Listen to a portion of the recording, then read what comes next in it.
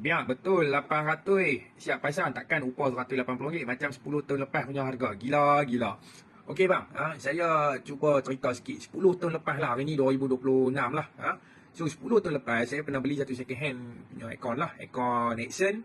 Lepas tu unit dia dalam 400. Upah pasang 2,5. Ni harga tahun 2015 . Masa tu gaji basic anggaran dalam 1,000 ke 1,100 je lah.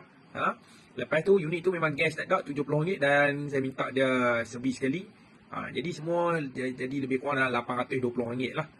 Jadi kita tengok masa tu pun upah dah dekat 200.5, gas pun RM70 dengan servis pun 100. Masa tu nah, ni bukan hari ni. Dan pada masa tu harga copper jauh lebih murah daripada sekarang. Berbalik juga dengan bracket, wall plug, benda-benda lain semua lagi murah. Kalau kita nak compare dengan hari ni, gaji basic 1,007, EPS OXO pun dekat, masuk semua sekali pun dekat 1,009. Yang ni kalau company yang berdaftar lah, yang tak berdaftar tu tak tahu lah dia bagi berapa duit upah sehari kan. So kalau 10 tahun lepas pun, harga pun dah lebih kurang macam ni dah. 10 tahun lepas pun upah pasang dekat 200.5. Mana mereka ni boleh buat? Okey, lah ni jom kita pergi bawah. Macam mana mereka boleh dapat harga macam ni? Saya terus pergi dekat point C dulu. Yang ni saya dah bagi tahu dalam video sebelum ni. Dia boleh buat kalau dia bagi platform voucher. Yang ni platform yang bagi. Sebab apa? Platform tu dia nak naikkan dia punya platform. Tak kisahlah platform T ke, platform S ke. Kalau masing-masing dia nak naikkan dia punya platform, dia akan bagi benda tu. Sebab tu ada seller dia jual aircon, dia ada package A, package B. Sebab apa? Seller tu dia dah dapat, orang kata apa, untuk kedai dia dapat platform voucher. Tetapi benda ni kita boleh kata sebagai orang kata apa, manisan saja. Tapi dia takkan berkekalan sampai bila platform nak bagi. Okey, so kalau dia bagi tu boleh jalan lah. Dan juga dia ada beberapa situasi yang lain. Sebagai contoh kita bagi part-timer. Part-timer ataupun mereka-mereka yang dah pencen ataupun orang yang buat Sabtu Ahad. Mereka ni boleh buat.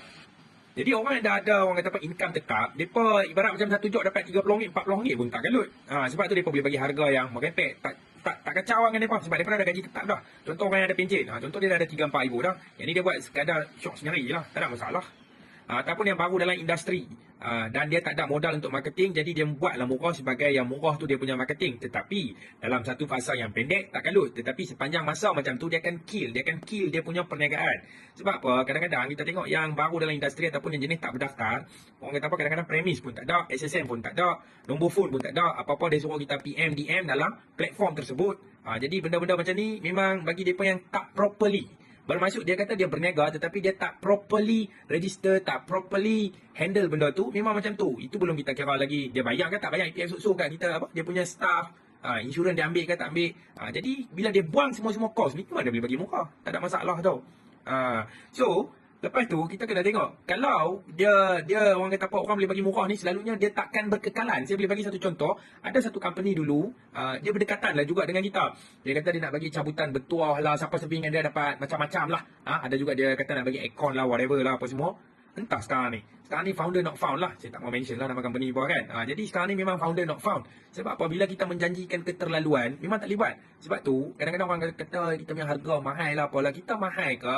Bukan nak kata mahal pun, kita memang buat harga tu sejajar dengan apa yang kita boleh deliver. Sebab kita kata kalau ada masalah kita boleh pi. Itu saja kita punya janji. Kita tak ada lari lah. Kita tak suruh apa PM DM bagai apa boleh WhatsApp ataupun call pejabat tak boleh di talian 0435111418.